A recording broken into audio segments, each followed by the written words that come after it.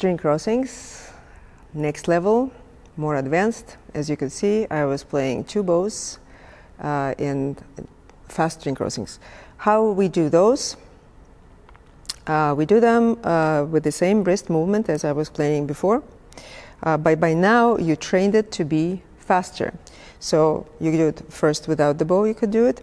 1, 2, 3, 4, 5, 6, 7, 8. And then with the bow, the same tiny movements of the wrist, not moving anything else. 1, 2, 3, 4, 5, 7, 6, 7, 8. Next thing, you will do the same movements here, but slowly open your elbow. 1, 2, 3, 4, 5, 6, 7, 8. 1, 2, 3, 4, 5, 6, 7, 8. And then with the bow, I will not ask you to do it here because it's harder. I will ask you to already go to the string. But the feeling will be exactly really the same. So preliminary exercise to that is, of course, to play on two strings really well. So you get two strings here.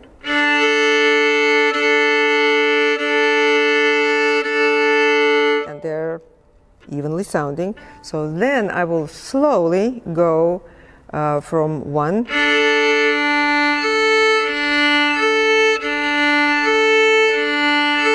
Almost trying for them almost to sound together. That's how close they have to be. Okay, then when you feel it,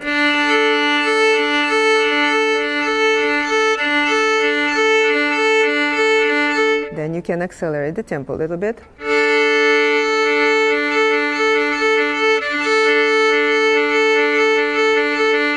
Now I'm going out of the middle. You should probably start with just going to the middle and to the tip, because that's where you safely can use just the wrist. When we cross below the middle, we actually start, depending on the weight of your bow, but we start using, sometimes we have to switch and go away from purely wrist to something that is more of the seesaw of this movement that I covered in some of my bow hand videos. All right, so, but let's go back to the middle and again review this motion.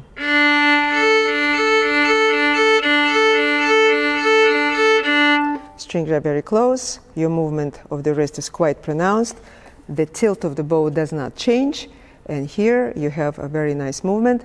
Don't forget to actually move your forearm. That is going to be, for instance, used on a Brahms sonata, number 3, and many other places, Brahms concerto, and actually a lot of Brahms uses that, and many other pieces. Next string crossing, also advanced, is when we cross strings with one bow per note, but faster and in the opposite direction of what is comfortable. What is comfortable is to either start with down bow on the lower string and go. That's what I showed in the previous video. And again, you can start down bow on D string, let's say, and you go on up bow on A. That's comfortable. And you do it also with the help of the wrist by now. Or you can start an up bow on A and go down bow to D. It's the same thing. So whichever way you go, it's a comfortable movement. However, sometimes we have to do just the opposite. In other words, we have to play up on the lower string and down on the higher string. Again, you need to remember that your elbow level will adjust to your next string, of course, and the wrist movement still will be there, or should be there rather, if you want to do it in a fast tempo comfortably, but it is more difficult variant of string crossing with separate bows, and I will recommend to master the first one really well before going to this one.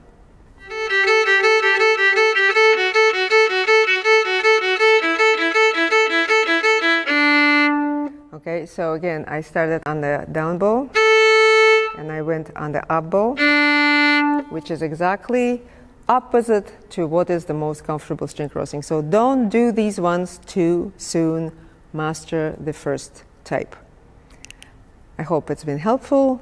Happy practicing, and I'll see you all later.